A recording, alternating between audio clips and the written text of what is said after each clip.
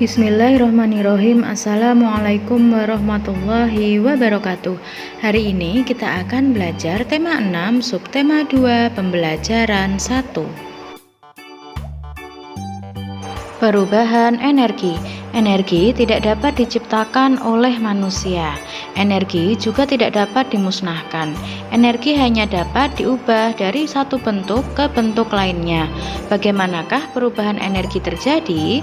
Bagaimana manusia memanfaatkan perubahan energi tersebut? Mari kita pelajari bersama. Perubahan energi. Lani sedang membantu ibu di dapur. Lani memperhatikan kompor yang sedang menyala. Lani bertanya kepada ibu, bagaimana kompor itu dapat menyala? Kompor dapat menyala karena ada bahan bakarnya. Bahan bakar yang sering digunakan untuk kompor adalah minyak tanah dan gas. Energi pada minyak tanah dan gas adalah energi kimia. Minyak tanah diserap oleh sumbu kompor. Sumbu kompor disulut api hingga menyala.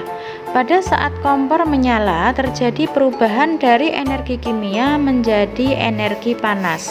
Saat kompor gas menyala, juga terjadi perubahan energi kimia menjadi energi gas.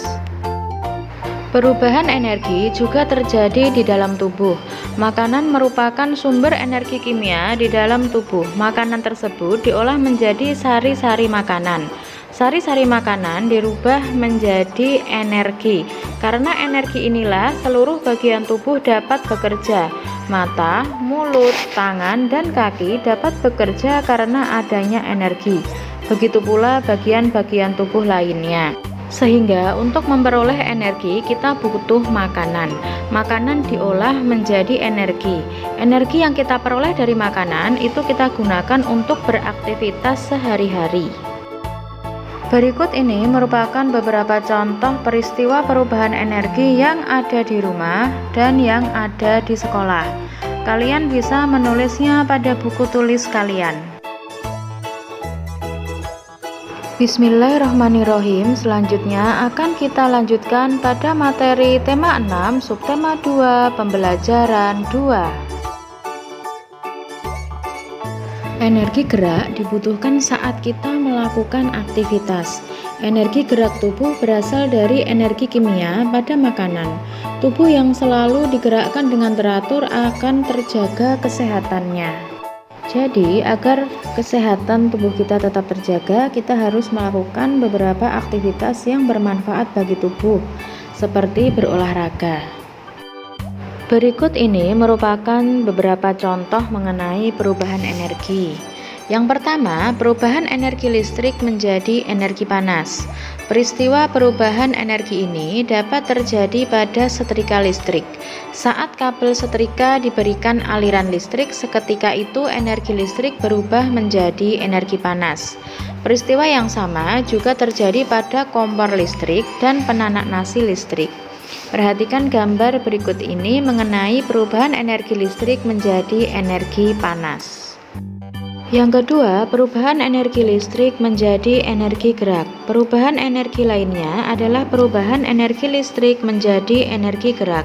Lihatlah alat-alat berikut ini. Di sini ada kipas angin dan juga blender. Saat menggunakan peralatan tersebut terjadi perubahan energi listrik menjadi energi gerak. Selanjutnya, yang ketiga adalah perubahan energi kimia menjadi energi panas. Contoh perubahan energi kimia menjadi energi panas dapat dilihat pada kompor minyak tanah. Sebelum digunakan, kompor diisi dengan minyak tanah terlebih dahulu. Kompor dinyalakan dengan api, timbullah panas. Dengan energi panas itu kita dapat memasak nasi, memasak air, menggoreng ikan, dan lain-lain. Energi kimia lainnya adalah gas. Gas dapat digunakan untuk menyalakan kompor. Saat kompor gas menyala, terjadi perubahan energi kimia menjadi energi panas. Contoh yang terakhir yaitu perubahan energi gerak menjadi energi bunyi. Contoh perubahan energi gerak menjadi energi bunyi dapat kita lihat saat seorang pemain drum memainkan alat musik drumnya. Ia menggunakan energi geraknya untuk membunyikan drum. Contoh lainnya yaitu saat kentongan dipukul. Energi gerak pemukul kentongan berubah menjadi energi bunyi.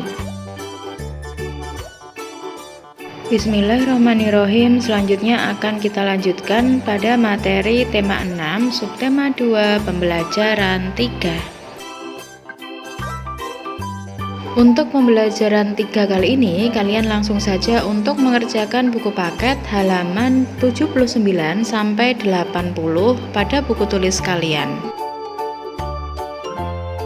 Bismillahirrahmanirrahim. Selanjutnya akan kita lanjutkan pada materi tema 6, subtema 2, pembelajaran 4. Selain olahraga secara rutin, kalian harus makan dan minum yang bergizi. Gizi yang terkandung di dalam makanan membuat tubuhmu sehat dan berenergi. Ketika tubuhmu sehat, tidak akan merasa lemas atau lemah. Tubuh yang sehat mampu melakukan kegiatan yang bermanfaat. Makanan yang baik untuk kesehatan tubuh adalah buah-buahan. Orang yang berjasa dalam menyediakan buah-buahan adalah para petani. Para petani bekerja keras mengeluarkan energi agar buah-buahan yang ditanam berbuah lebat. Tanaman tersebut dirawat dan diberi pupuk, dengan demikian tanaman tumbuh subur. Tanaman membutuhkan waktu lama hingga buahnya siap dipanen. Setelah panen, petani akan mengangkut dan menjualnya ke pasar. Semua kegiatan petani membutuhkan energi. Oleh karena itu, kalian wajib menghargai energi yang sudah dikeluarkan oleh petani.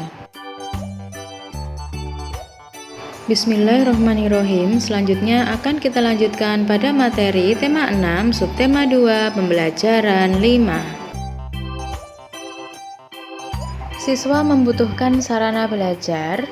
Sarana itu diperlukan agar siswa dapat belajar dengan nyaman di sekolah. Siswa perlu ruang kelas yang bersih. Siswa perlu halaman untuk bermain dan berolahraga. Sekolah juga harus menyediakan energi listrik untuk keperluan belajar, listrik untuk penerangan, listrik untuk menyediakan air, juga listrik untuk menghidupkan peralatan yang diperlukan selama belajar. Setiap bulan, sekolah harus membayar penggunaan energi listrik. Sebagai warga sekolah, siswa wajib ikut melakukan penghematan listrik. Matikan lampu kelas jika tidak diperlukan. Matikan keran air setelah digunakan. Berikut ini merupakan poster mengenai cara menghemat listrik. Kalian bisa melakukannya jika berada di rumah. Sebagai warga sekolah yang baik, siswa wajib menunjukkan kepedulian atas penggunaan energi di sekolah. Banyak hal yang dapat dilakukan dalam memenuhi kewajiban melakukan penghematan energi. Perilaku hemat merupakan perilaku yang disukai Tuhan. Tuhan menyukai orang-orang yang berbuat hemat. Tuhan menyukai orang-orang yang tidak melakukan pemborosan. Bismillahirrahmanirrahim. Selanjutnya akan kita lanjutkan pada materi tema 6, subtema 2, pembelajaran 6. Kalian sudah mempelajari bahwa perubahan energi selalu terjadi kapanpun dan dimanapun. Seringkali kita tidak menyadari terjadinya perubahan energi. Contohnya ketika kita menonton televisi, kalian tidak menyadari bahwa telah terjadi perubahan energi listrik menjadi energi cahaya. Selain perubahan energi listrik menjadi cahaya, ketika kita menonton televisi juga terjadi perubahan energi listrik menjadi energi bunyi atau energi suara. Karena ketika kita menyalakan televisi, secara otomatis maka akan mengeluarkan bunyi atau suara. Perubahan energi lainnya yang sering tidak disadari, misalnya saat buah jatuh. Saat buah jatuh juga terjadi perubahan energi. Perubahan tersebut energi gerak menjadi energi bunyi. Jadi ketika buah itu jatuh, pasti dia akan mengeluarkan bunyi atau suara. Nah, perubahan energi adalah peristiwa yang setiap saat dapat kita amati. Di sini kita akan berlatih soal matematika atau kita akan mengulang kembali materi yang sudah kita pelajari agar kita tidak lupa ya. Di sini ada contoh soalnya. Ketika pulang sekolah, Fahmi duduk beristirahat sambil membaca buku cerita. Dia membaca dari pukul 13.30 sampai 14.30. Pada sore hari, sepulang mengaji, Fahmi melanjutkan membaca buku dari pukul 17.00 sampai 17.30. Kapan Fahmi membaca lebih lama? Pertama, kita mencari lamanya kegiatan Fahmi pada siang hari. Jadi ketika Fahmi siang hari itu membaca mulai dari pukul 13.30 sampai pukul 14.30. Berarti lamanya Fahmi membaca di siang hari itu sama dengan waktu selesai dikurangi waktu mulai. Fahmi selesai pada pukul 14.30, kemudian dikurangi waktu mulainya 13.30. Sekarang kita kurangi dulu. 0 dikurangi 0, 0. 3 dikurangi 3, 3. 14 dikurangi 13, 1. Jadi lamanya Fahmi membaca pada siang hari yaitu 1 jam. Selanjutnya kita akan menghitung lamanya waktu Fahri membaca di sore hari. Rumusnya sama, jadi waktu selesai dikurangi waktu mulainya. Jadi pukul 17.30 dikurangi pukul 17.00. Kemudian kita kurangi 0 dikurangi 0, 0, 3 dikurangi 0, 3, 17 dikurangi 17 itu 0. Jadi lamanya Fahri membaca pada sore hari yaitu 30 menit.